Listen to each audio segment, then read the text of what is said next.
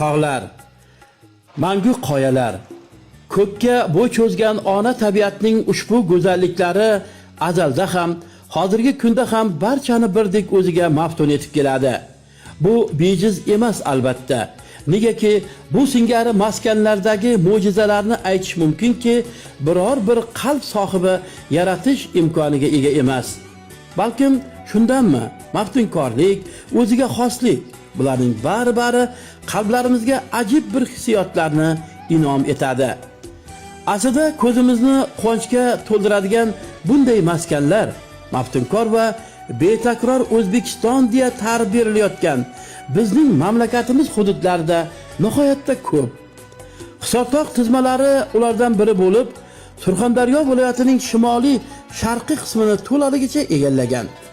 Ta'kidlab o'tganimizdek, bunday joylardagi tog'lar, toshlar, osmono'par qoyalar bir-biridan salobatli, bir-biridan go'zal. Ularga boqar ekansiz, hikmatlar majmui qamrab olinganligini his etamiz. Kengliklarda yastangan tog'lar bag'ri va undan sizib tirqirab chiqayotgan zilol suv zarachalari, aslida bular ham ona tabiatning ajralmas bir qismi, butun bir yaxlitlikni mujassam etadi. Yerga shitob bilan sho'ng'iyotgan sharshara suvlari inson qalbini maftun etishi bilan nodir. Bu yerda bo'lgan insonlar bir daqiqadayoq hududning naqadar mo'tadil ekanligini anglaydi. Ana shunday baland qoyalar ko'ksidan, misoli elakdan sizilib chiqayotgan oppoq un kabi pastliklar sari shoshib pishib otilayotgan obi hayot zarachalari qalblarimizga taskin berib, ajabtovur hissiyotlarni namoyon eta boshlaydi. Shuning uchun bo'lsa kerak, odamzod doimo tabiatning ana shu kabi manzillari sari talpinib yashaydi. Osmon va falakdan yerga sho'ng'iyotgan suv zarachalari, atrofda esayotgan mayin shabodalar, sayroqi qushlarning chug'ur-chug'uri, yurtdoshlarimizning u yoqdan bu yoqqa yurib bir-birlariga samimiy tabassum bilan yaxshiliklar, ezguliklar, vatanning ana shunday musaffo joylari haqidagi fikrlari, bularning hammasi bir joyga yig'ilib, go'yoki sangarzakda tabiat simfoniyasi ijro etilayotganga o'xshaydi. Ming yillik qoyalar bag'ridan tirqirab oqayotgan chashmalardan tarkib topgan oqim oftob nurlarida kamalakdek jilolanib, shunday bir go'zallikni namoyon qiladiki, unga qarab to'ymaysan kishi.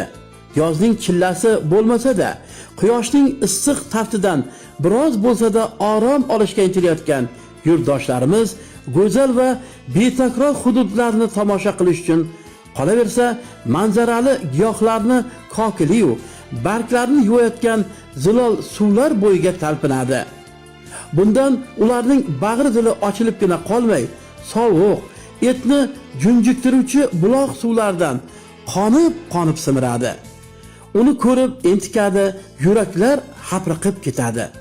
Ana shunday ming turli nag'malar og'ishida jilg'alarga aylanayotgan obi hayot oqa keng dalalarni suvga bo'lgan ehtiyojini ham qondiradi.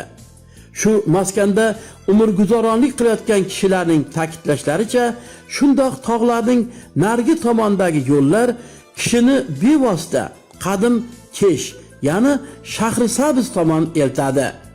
Aytishlaricha, Sharsharaga Hazrati Sulton qoyalariga qishda yoqqan qorlarning erishi natijasida paydo bo'lgan suvlar obi hayot bilan ta'minlar ekan. Demakki, bu qadim tog'lar, bu mahobatli qoyalar ikki viloyatni bir-biridan ajratib turuvchi vosita vazifasini ham o'tab kelmoqda. Bir maromda tog'lar ko'ksidan otilib chiqib, zamin sari talpingan chashma suvlariga e'tiboringizni qaratar ekanmiz. Shoirlarning so'zlari bejizga qalblarning nidosi bo'lib, otilib chiqmasligiga yana bir karra amin bo'lamiz.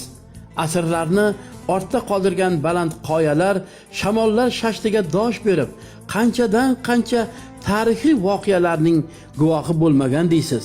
Xuddi ana shu guvohlik bugun suv zarrachalari orqali yuvilib yangicha ko'rinish bermoqdaki, unga tikilib ona tabiatning bebaho mo'jizasi oldida lol qolmasdan ilojimiz yo'q.